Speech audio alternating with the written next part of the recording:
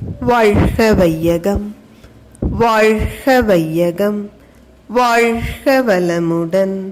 குருவே துணை. அனைவருக்கும் அன்பு வணக்கம். ஆசான் அருட்தந்தை வேதாத்ரி மகரிஷி அவர்களது ஞான களஞ்சிய கவிதைகள் படித்துக் கொண்டிருக்கிறோம்.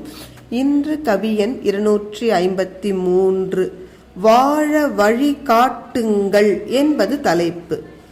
தான், குடும்பம், சுற்றம், ஊர், சாதி, மதம் என்ற தலைகளையெல்லாம் தாண்டி மனித குலம் உய்ய ஏன் நீங்கள் ஒன்று கூடி எல்லோரும் நலமாய் எந்த வகை அச்சமுமே இன்றி இனிது வாழ ஆன்ம அறிவை உயர்த்தி அமைதி தரப்போகா. அது தலைவர் கடமை அன்றி வேறு எவர் செய்வார்?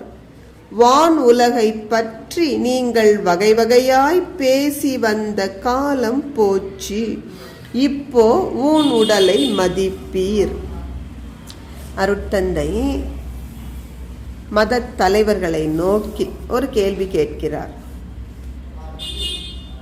உங்கள் கடமை என்ன? நீங்கள் எதற்காக ஒரு குறிப்பிட்ட ஆன்மீக அமைப்பின் தலைவர் என்ற ஒரு பொறுப்பை எடுத்துக் கொண்டிருக்கிறீர்கள்? மனிதகுலம் மகிழ்ச்சியாக வாழ்வதற்கான வழி காட்டுவதற்காகத்தானே உங்களுக்கு இந்த தலைமை பொறுப்பு வழங்கப்பட்டிருக்கிறது.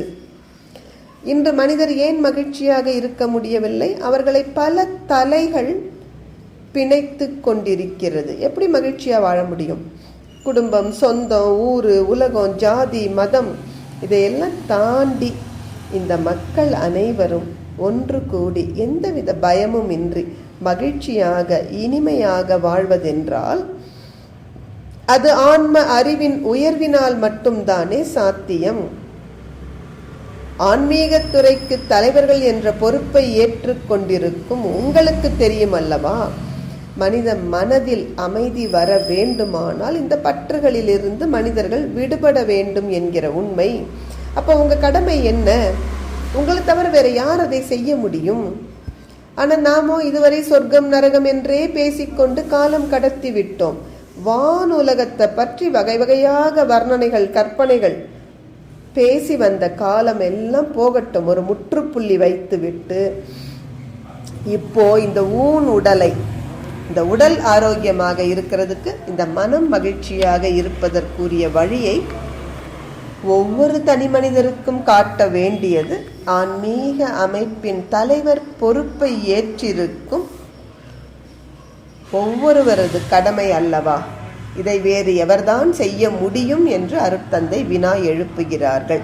சிந்திப்போம், செயல்படுவோம். நன்றி. வாழ்க வளமுடன்.